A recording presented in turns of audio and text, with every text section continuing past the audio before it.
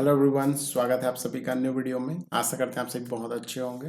और आज के इस वीडियो में हम बात करेंगे सिंधु घाटी सभ्यता के विषय पर। तो पहला सवाल उठता है कि सिंधु घाटी सभ्यता क्या थी।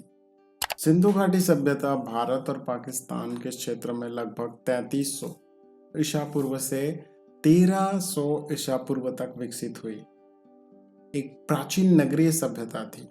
यह दुनिया की प्रारंभिक सभ्यताओं में से एक थी जिसमें योजनाबद्ध नगर, उन्नत जल निकासी व्यवस्था, व्यापार और विकसित सामाजिक संरचना मौजूद थी। इसके प्रमुख स्थल हड़प्पा, मोहनजोदड़ो, कालीबंगान, लोथल और धोलावीरा है। ये सवाल उठता है, यह सभ्यता मिस्र और यूनान से पहले कैसे उन्नत थी। मिस्र के पिरामिड लगभग 2600 ईसा पूर्व में बने, जबकि सिंधु घाटी सभ्यता इससे पहले ही उभर चुकी थी। यूनान में दर्शन और सभ्यता लगभग 800 ईसा पूर्व से विकसित होना शुरू हुई, जबकि सिंधु घाटी सभ्यता उससे बहुत पहले अपने चरम पर थी। यहाँ के नगर सुनियोजित थे, पक्की ईंटों से बने मकान थे और जल निकासी प्रणाली उन्नत थी, जो मिस्र और यूनान में उस समय नहीं थी। व्यापारिक नेटवर्क विकसित था और हस्तशिल्प कला में लोग दक्ष थे, इसलिए ये बहुत ही मशहूर था। क्या सिंधु घाटी सभ्यता में मंदिर नहीं थे? ये सवाल बहुत पूछा जाता है। अब तक मिले पुरातात्विक साक्ष्यों में विशाल धार्मिक मंदिरों का अभाव है, अर्थात नहीं देखा गया है। लेकिन हड़प्पा और मोहनजोदड़ो में एक महान स्नानागार मिला है, जिसे धार्मिक उद्देश्यों से जोड़ा जाता है। साथ ही पशुपति मुद्रा जैसे कलाकृतियां दर्शाती हैं कि यहाँ के लोग किसी धार्मिक आस्था से जुड़े हुए थे। इस सभ्यता में युद्ध के प्रमाण क्यों नहीं मिले, ये भी एक रोचक सवाल पैदा होती है।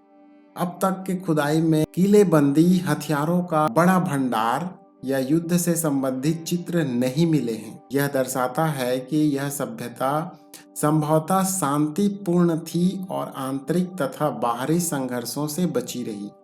व्यापार और कूटनीति से संबंध बनाए रखना इनका मुख्य तरीका हो सकता था। इनके जल निकासी तंत्र को उन्नत क्यों माना जाता है? नगरों में चौड़ी सड़कों के साथ भूमिगत नालियां बनी थी।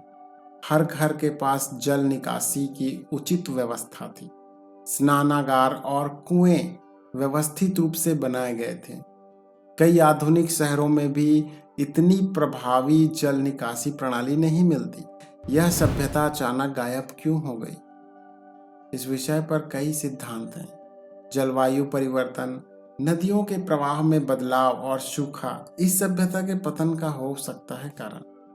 सरस्वती नदी का विलुप्त होना, कुछ शोध बताते हैं कि सरस्वती नदी सूखने से कृषि और जल आपूर्ति प्रभावित हुई, और साथ ही साथ विदेशी आक्रमण होने की वजह से भी। कुछ इतिहासकार मानते हैं कि आर्यों के आगमन से हड़प्पा सभ्यता पर असर पड़ा, हालांकि इसका ठोस प्रमाण नहीं है। बाढ़ और प्राकृतिक आपदाएं की वजह से भी मोहनजोदड़ो और अन्य स्थलों में बाढ़ के प्रमाण मिले हैं, जिससे नगर बर्बाद हो सकते थे।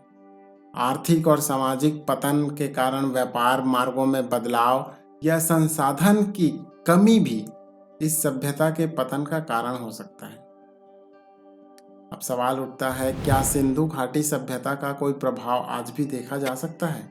कई भारतीय गांवों और शहरों की निर्माण शैली में हड़प्पाई प्रभाव देखा जाता है। हस्तशिल्प, मुहरों की कला और जल निकासी तकनीकों की झलक आज भी देखी जा सकती है।